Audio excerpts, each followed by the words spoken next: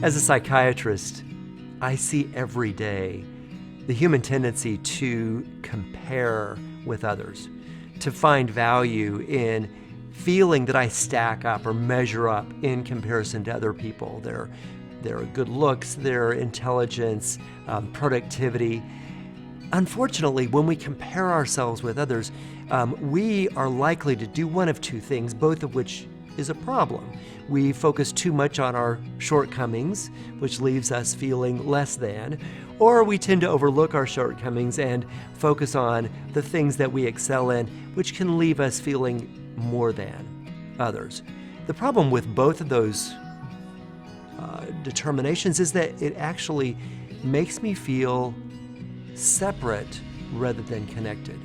We're all a mix of awesome and awful, and when we are able to be authentic, to live from our true heart, then we have the ability to connect with people both in their strengths and in their weaknesses, and to feel loved both in my times of glory and in my times of being absolutely gross.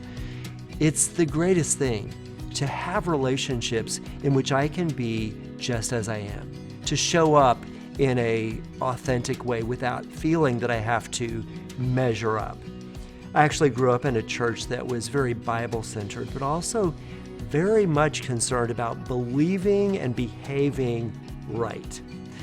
There was a clear standard that if you were to measure up to it, you could feel secure in your relationship with God and with others. But if you fell short, might be out of luck.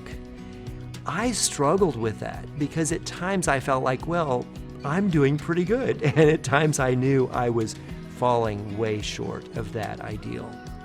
Later, thankfully, in my desperation to resolve that tension, I learned that the life that God has for us is not about religion, but about relationship. And I learned that, as Cheer said, it's that being connected with life that is found in Jesus that allows us to really grow into who we're created to be. We are made in the image of God, who is love, and so we are wired for connection.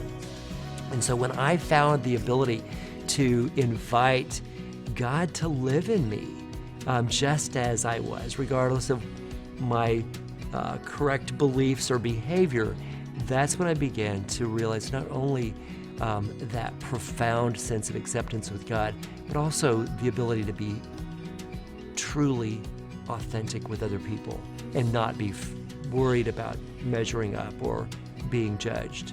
I think in my own journey and with the people I work with, it's that feeling of disconnection that leads to a feeling of being unworthy and unlovable. Not only do we need to have that connection with God, we also need people around us to give and receive support from us.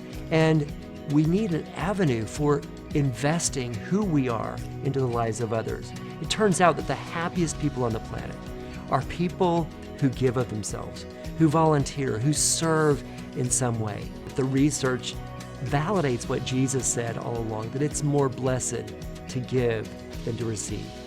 So we are made for love. We're made in the image of God, who is love, and so we are wired for connection. And when we stay connected to Him, to those around us, and to the place that we have to serve in the world, we have that quality of life that Jesus offers.